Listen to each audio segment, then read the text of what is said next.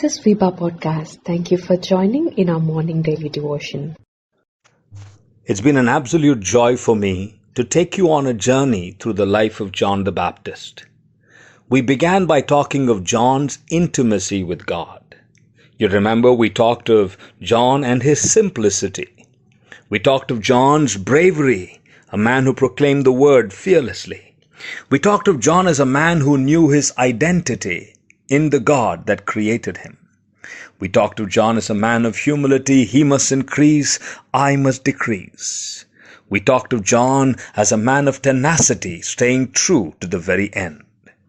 Today, in this final meditation, I want to talk about John and the legacy that he left behind.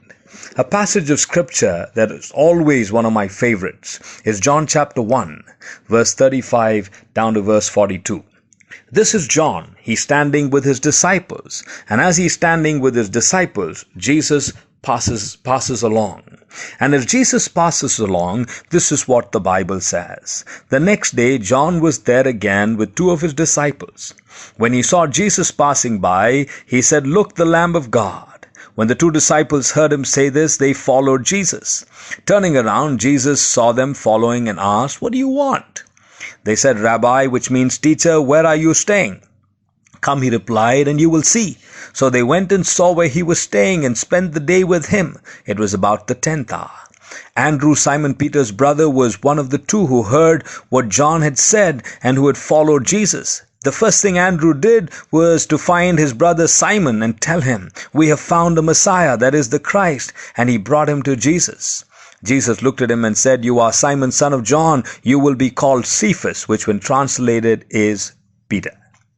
Stop and think of that beautiful incident in the life of John the Baptist.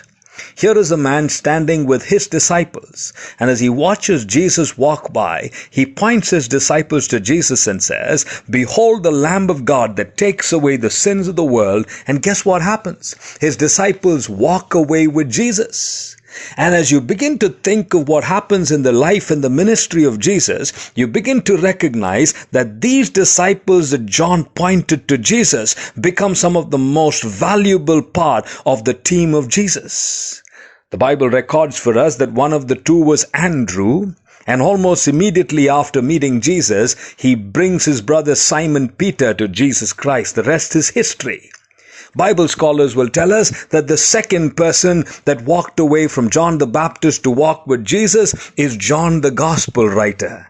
Can you imagine, as John the Baptist points these men to Jesus, God is working out his most beautiful and divine plans.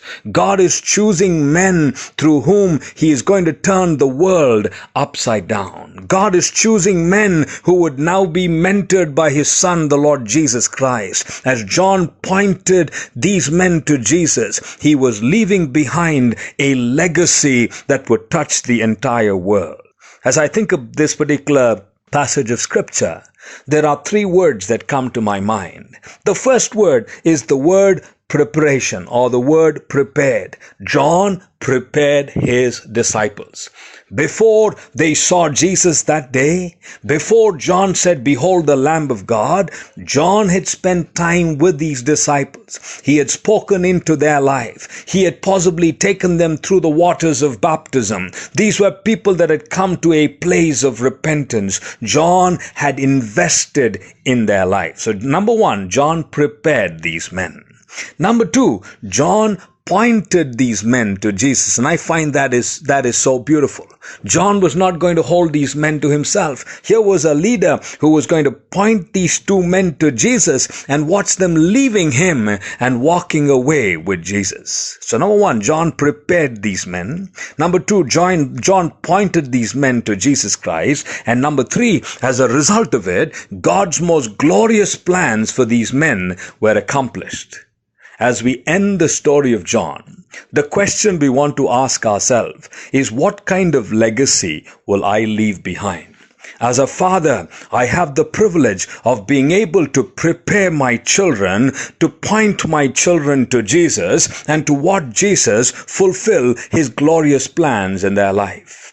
As a teacher in the school that I am working, I have the privilege of God to prepare my students to point them to Jesus and to watch God working out His most beautiful plans in their life. As a person in the context of the corporate world, I have the opportunity to talk to my friends, to prepare them for Jesus, to point them to Jesus and watch Him accomplish His most beautiful plans in their life.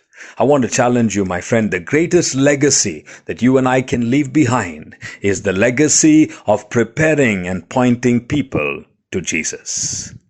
As we go into this day, let's ask ourselves, what's the legacy I will leave behind? For more details, please contact 916364252164 or email us to info@fibaonline.org.